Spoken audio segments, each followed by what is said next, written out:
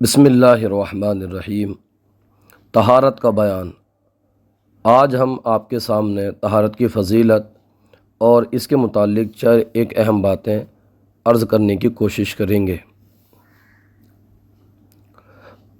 پاکیزگی اور پاکیزہ لوگ اللہ پاک کو پسند ہیں، چنانچہ اللہ کریم ارشاد فرماتا ہے واللہ یحب المطہرین۔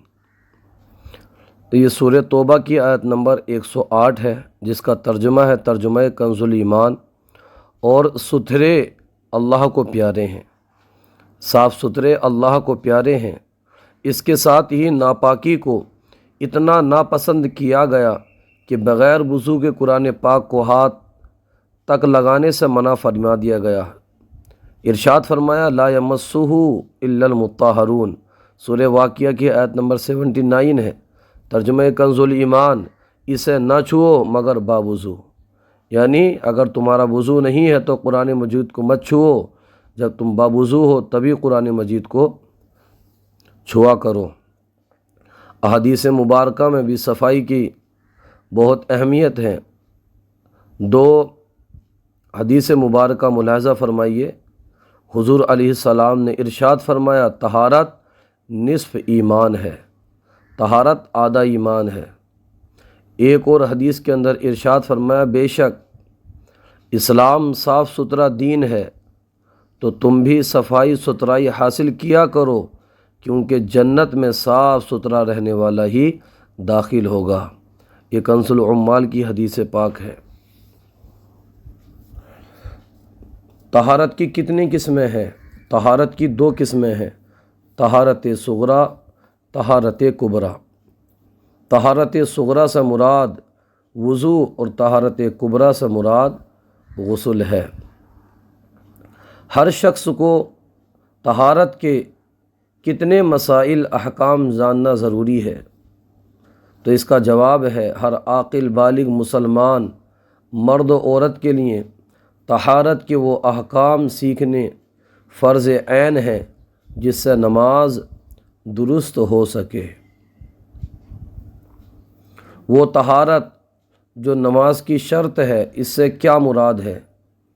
اس سے مراد یہ ہے کہ نمازی کا بدن، اس کے کپڑے اور وہ جگہ جہاں نماز پڑھنی ہے یہ نجاست سے پاک ہو۔ کسی دوسرے کے کپڑے پر نجاست لگی دیکھی تو کیا کیا جائے؟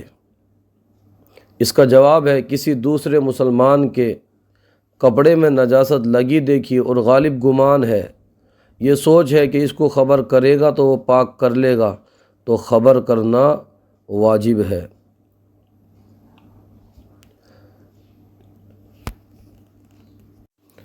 جو اپنے گھر سے وضو کر کے مسجد میں جاتے ہیں ان کے لیے بھی بہت انعامات ہیں۔ ایک حدیث پاک ملاحظہ فرمائیے، حضرت سیدنا ابو ہریرہ رضی اللہ تعالی عنہ سے مروی ہے کہ تاجدار دو جہاں صلی اللہ علیہ وسلم نے ارشاد فرمایا جو شخص اپنے گھر میں طہارت یعنی وضو غسل کر کے فرض ادا کرنے کے لیے مسجد کو جاتا ہے تو ایک قدم پر ایک گناہ مٹ جاتا ہے اور دوسرے پر ایک درجہ بلند ہوتا ہے۔